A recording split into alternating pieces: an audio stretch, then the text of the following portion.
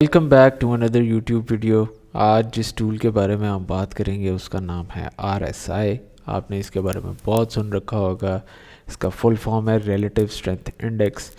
ये basically market की overbought या ओवरसोल्ड कंडीशन को इंडिकेट करता है, लेकिन ये बहुत दफ़ा बहुत कंफ्यूजिंग हो जाता है क्योंकि मार्केट अगर बहुत दफ़ा ओवरबॉट हो चुकी है तो market actually kept on going up and up and up. For example, जैसे कि इस वक्त आपको यहाँ पे नज़र आ रहा है कि यहाँ पे मार्केट ओवरबॉट हो चुकी है एंड यू आर एक्सपेक्टिंग कि ये RSI जो है ये नीचे आएगा, जो कि इस केस में यहाँ पे आपको नीचे आया दिखा भी है, लेकिन उसके बाद मार्केट जो है वो अपर क्वाड्रेंट से ऊपर जाती रही है और वो वापस नहीं आई है। तो बहुत दफ़ा बहुत कन्फ्यूजन क्रिएट हो जाती है RSI के बारे में कि उसको एक्चुअली यूज़ कैसे किया जाए। जैसे कि इस इस इस कैंडल के अगेंस्ट RSI जो है वो अपने लोएस्ट पे था, लेकिन यहाँ पे अगर बाय किया हो RSI की ओवरसोल्ड पोजीशन में तो आप देख सकते हैं कि मार्केट ऊपर से ऊपर जाती रही है। ये 1 आवर की कैंडल चार्ट है, लेकिन अगर आप यहाँ से अपनी ट्रेड को पकड़ भी लेते हैं तो आपके पास इतनी ही साइकोलॉजिकल पावर होनी चाहिए कि आप कम से कम 1, 2, 3 और 4 दिन, एटलीस्ट 4 दिन आप अपनी ट्रेड को होल्ड कर सकें। तो अगर तो आप बड़ी कैंडल के RSI को फॉलो करते हो तो आपको कम से कम अपनी ट्रेड को उसी टाइम फ्रेम में इज्यूम भी करना पड़ेगा और चलाना भी पड़ेगा। तो इस केस में अगर यहाँ पे RSI ओवरसोल्ड था और यहाँ से आप अगर बाय लेते तो आप एटलीस्ट 4 डेज़ को अपनी ट्रेड को चलाते। ये 101 बार्स हैं और ये 6 डेज़ बता रहा है, लेकिन इसमें वीकेंड भी शामिल है। तो ऑब्वियसली अगर 2 दिन वो भी शामिल कर लें उसमें तो ये 6 दिन ही तकरीबन बनते हैं। RSI टूल को अगर थोड़ा सा गौर से देखें तो RSI टूल का जो नीचे वाला पॉइंट होता है उसको 30 बोलते हैं, जैसा कि यहाँ पे आपको नज़र आ रहा है, और ऊपर वाला पॉइंट है उसको 70 बोलते हैं। 70 से ऊपर RSI चला जाए तो वो ओवरबॉट होती है, 30 से नीचे चला जाए तो ओवरसोल्ड होती है प्राइस। लेकिन इसमें एक मिड लाइन है जो 50 की है और RSI के लाइन के साथ एक मूविंग एवरेज भी चल रही है, ये येलो लाइन में अगर आप इसको देख सकें। ये एक सिंपल मूविंग एवरेज होती है। अगर आप इसकी सेटिंग्स में जाएंगे तो ये आपको ट्रेडिंग व्यू में मिल जाएगा कि RSI की लेंथ आपने 14 रखनी है और सिंपल मूविंग एवरेज जो है वो भी 14 की है। ये बाय डिफ़ॉल्ट है ट्रेडिंग व्यू में।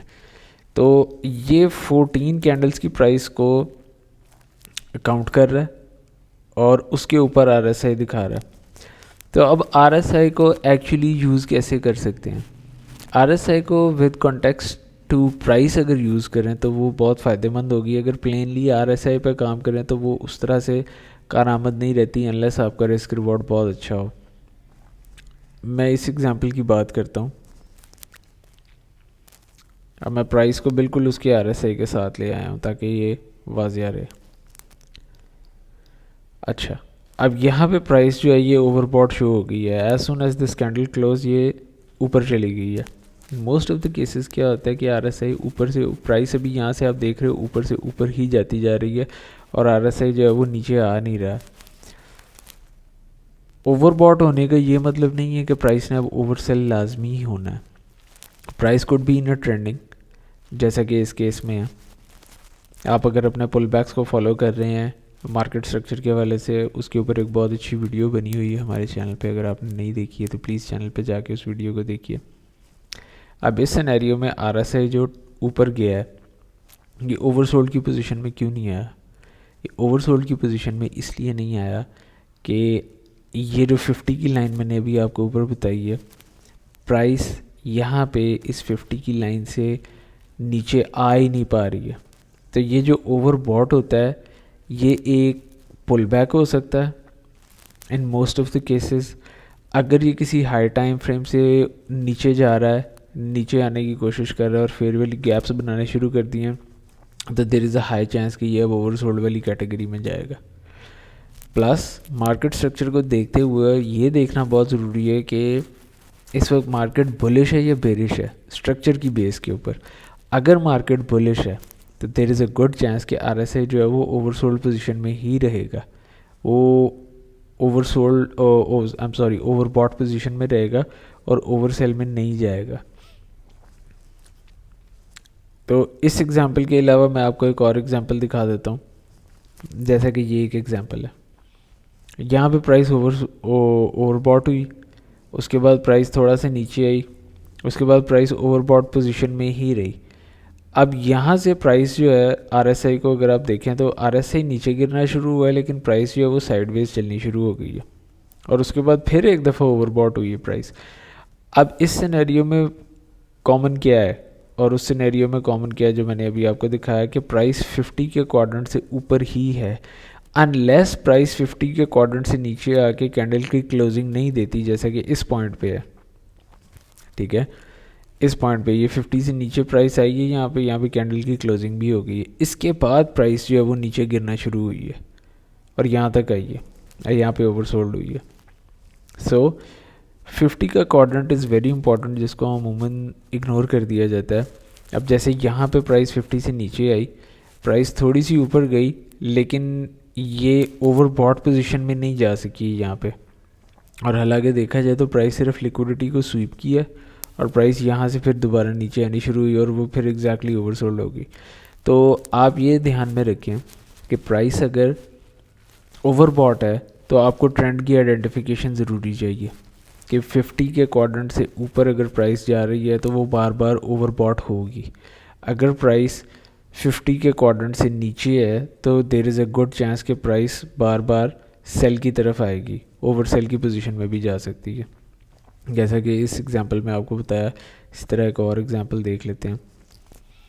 जैसा कि ये एक एग्जांपल है कि प्राइस एक ओवरबॉट सिचुएशन में यहाँ पे थी और प्राइस फिर ओवरबॉट ही रही है और ऊपर से ऊपर ही जाती रही है। ठीक है, अच्छा एक हम सेल की देखते हैं, अगर हमें मिलती है पोजीशन ये अब प्राइस सेल 50 से नीचे RSI यहाँ पे क्लोज हुई price. So this candle right here, this close below 50। ठीक है, मैं इसके ऊपर अपना कर्सर भी लेके आऊँ तो आपको यहाँ पे नज़र आएगा एग्जैक्टली ये 50 से नीचे कौन सी कैंडल क्लोज हुई है। यहाँ पे 49.35 है। सो ये 49.35 पे जब कैंडल नीचे क्लोज होगी, ऑल्दो ये इनसाइड कैंडल है, लेकिन RSI इंडिकेट कर रहा है कि 50 से नीचे प्राइस क्लोज हो चुकी है। अब 50 से नीचे अगर प्राइस क्लोज हो गई है तो there is a good chance कि ये अब सेल में ही रहेगी प्राइस। और इसी तरह आप देख रहे हैं ये आगे हुआ भी कुछ यूँ ही है, ये ओवरसोल्ड की कैटेगरी में नहीं गई, लेकिन ये यहाँ पे this was the lowest point और ये 33.32 के पास आई है। यहाँ पे आपको नज़र आ रहा होगा ये इस पॉइंट पे। So this is the lowest most candle, ये वाली। तो अगर आप इस कैंडल से लेके इस कैंडल तक अपना कैलकुलेट करें, इससे ऊपर अपना स्टॉप लॉस रखें, तो